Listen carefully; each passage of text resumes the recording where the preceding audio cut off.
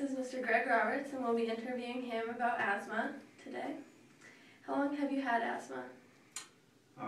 As far as I know, my asthma was diagnosed when I was around 5, and I had it all the way into college, but around 19, 20 years old was the last time I really noticed asthmatic conditions. So I fortunately have not really experienced adulthood asthma. Do you remember your first attack? It's hard to remember like the first one or the last one, so to speak. It's just, they all are like the same.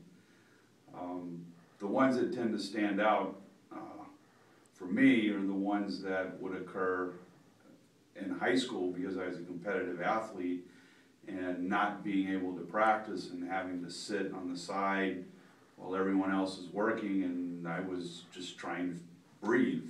So it was a challenge. So the airways are unusually sensitive to specific irritants, which cause the smooth muscle in the bronchioles to undergo spasms.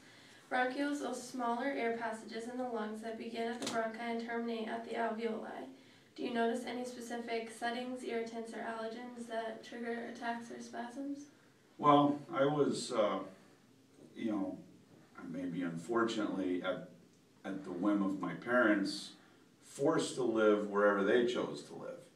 And of course, 2 of the states that I spent a lot of time in were very difficult for an asthmatic. One of them being Louisiana, which has a high incidence of mold. It's wet, mildew. It's also a very agricultural state. There's a lot of flowering plants and trees and grasses. And yeah, it was a challenge living in Louisiana and being an asthmatic, and again trying to be an athlete too. That all of that worked pretty much against me. So I was taking medication on a regular basis. I got shots every week, and while I was in, I think, 8th grade, they were doing the beta testing on the inhaler. So I was part of one of the studies that was being conducted in New Orleans at the Tulane Medical Center. So it was not a good place to be because of all those activities. Weather changes as well. That's a big factor with changes in pressure, going to low pressure systems. We lived in Virginia, and that was another very flowering state, but more subject to weather changes, especially the big fronts, the lows. We know about the nor'easters. Those things used to cause my nasal passages to undergo a lot of pressure and create mucus, and again, that's part of the problem, is having a lot of mucus in your system. So yeah, those 2 states were very difficult for some of the same reasons. So you said that you don't remember your last attack? Well, it was, like I said, I think during my sophomore year in college that I remember the heavy wheezing, not being able to breathe, having to stop.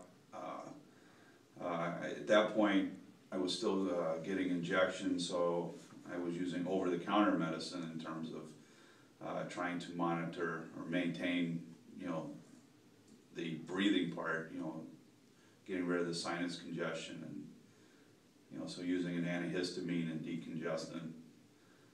But again, after that, I had, once, been married and, having my own kids, I haven't really noticed any problems. And I think part of that too is getting control of it. You get older and you outgrow some things, hopefully, and I think that's part of what happened, is maturing into adulthood has helped, and then being able to understand what was wrong much better, and avoiding some of those contagions, like when I mow the lawn I wear a mask, things like that. Mm-hmm.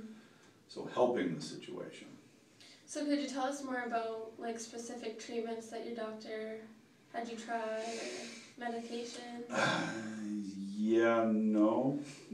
I was too young to some degree They started when I was 7 years old. I went into one of the facilities in Houston. When I was younger, we lived in Texas. Again, not in a very good place to be living either, Gulf Coast state.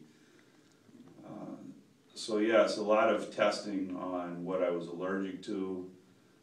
That was always an exciting day, going in for my annual checkup and test, and they would put all of the allergens on the little needles. They had a pad that was about this big, and they stamp it on your back, and then they wait to see how you react, and I would just have bumps everywhere. And one of my doctors was very, I guess enjoyed his job and enjoyed, you know, the fact that I was comfortable with what was going on. So he used to tell me, he says, "Oh, good, you're still allergic to everything except concrete. That's nice." So yeah, there were lots of tests into the nasal passages. I actually had surgery.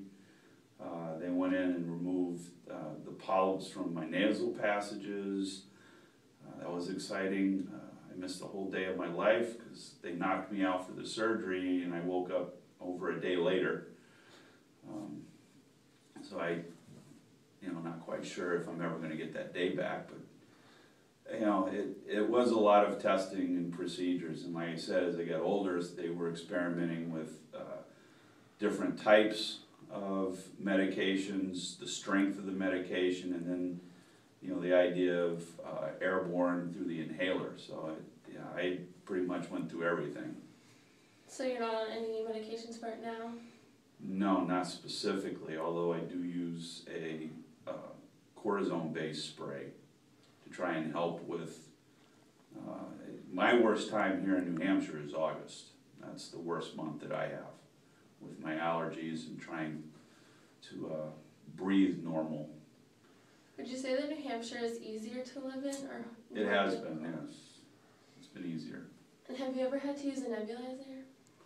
No, but my son did. Nebulizers are fairly new in terms of a home medical treatment. We used to use, instead of having something that specific, you try to use a humidifier, hot rags to try and keep the passages open.